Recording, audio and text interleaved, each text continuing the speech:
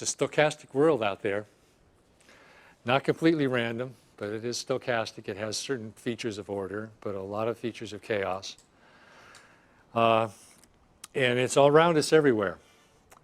And it's going to be more and more in financial markets. It already is, with the kinds of chains of leverage and exotic instruments with a lot of counterparty risk that have come into the financial field lately. But it turns out that a highly adaptive market, just like a highly adaptive body, is variable, has a lot of underlying variability. The best heart is the one that shows this fractal complexity in its heartbeat. The intervals between heartbeats are power law distributed. The unhealthy heart has this random noise look, or the intervals are too regular. Guess who has very regular intervals? People who train according to a metronomic pace. They're training the chaos out of their heart. Your heart becomes tuned to a limited range of rhythms and motions. Then when it really is stressed, it's not adapted because it doesn't have these other patterns to call upon. So you want this kind of fractal variation in your life. I work that way. Like I told people at lunch, I prepared this stuff in a few long, hard sessions with lots of intervals of playing around in between. I didn't sit there and work 8 steady hours. 6 hours one day, 2 hours the next, none the next, and so forth. Fractal variation. But remember, any project you're on, first of all, a lot of the value of the work that you're creating is going to come in a few moments. And seize those moments when they come. Enjoy them. Go with the process, not the outcome. Always the process.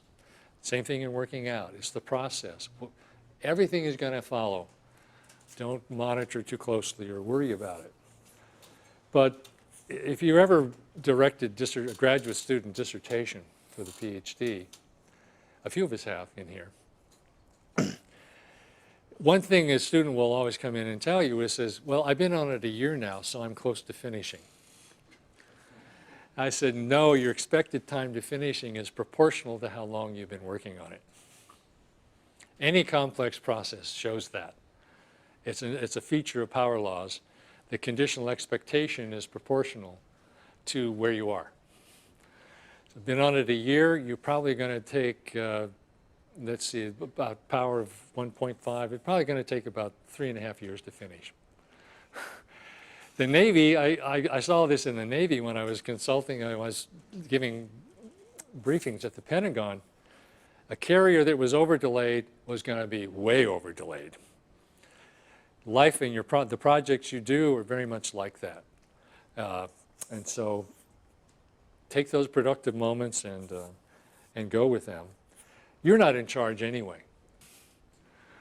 Your genes are talking to you. Think there are all kinds of cues coming in. Your body's a decentralized open energy system, not a Soviet model. They don't work in economies and they don't work for your body. You can't dictate these outcomes.